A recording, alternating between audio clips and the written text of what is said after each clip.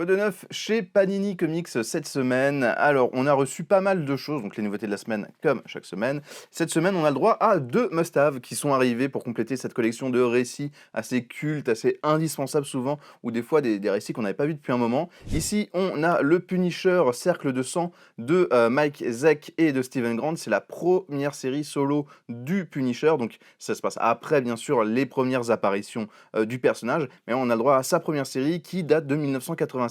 Un super récit pour découvrir le Punisher, quelque chose qui est vraiment empreint dans ces années 80, une esthétique très punk, mais très très cool à découvrir encore aujourd'hui. On a aussi d'un autre côté le Spider-Man Blue ou Bleu de Jeff Lobb et Tim Sale, donc une mini-série que Jeff Lobb et Tim Sale avaient réalisé en même temps que le Hulk gris, le Captain America White et je crois que j'en oublie un.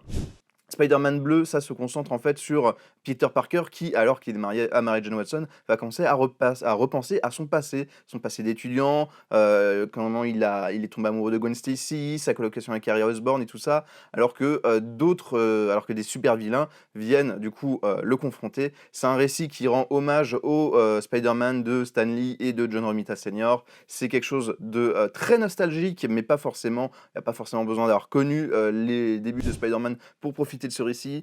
Les récits de Loeb et Sale, c'est toujours un pur plaisir à lire et on vous invite vraiment à foncer sur ce Spider-Man bleu si vous ne l'avez jamais lu. On va passer aux suites de séries avec notamment le Black Panther, le tome 3 en 100%, la suite et fin du run de John Riley qui avait été commencé dans ce tome-ci. Donc voilà, si vous voulez découvrir comment se finit la série de Black Panther de John Riley, qui va emmener sur une autre série et notamment à pas mal de choses par rapport à la prochaine série Avengers, mais ça on en reparlera dans quelques mois chez Panini. En attendant, vous pouvez aussi, en parlant des Avengers, découvrir le 10e tome des Avengers de Jason Aaron, qui continue, alors ça reprend vraiment là où s'était arrêté le tome 9, avec Mephisto, qui a décidé de se réattaquer aux Avengers, en créant une nouvelle équipe des Maîtres du Mal, avec des méchants qui viennent de tout le multivers.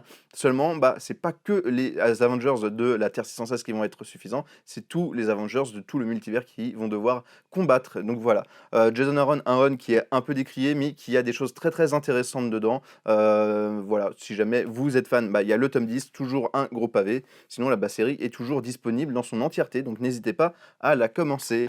Et pour les fans de récits un peu plus cultes, on a l'intégrale spectaculaire Spider-Man de 1979 avec du Bill Mantlo, du Jim Mooney, mais surtout du Frank Miller dedans. Voilà, donc voilà, une petite pépite pour découvrir le Spider-Man des années fin 70. Bien sûr, tous ces livres sont à retrouver à Original Comics, au 49 rue La Cépède à Paris, ou bien sûr sur notre site internet www.originalcomics.fr.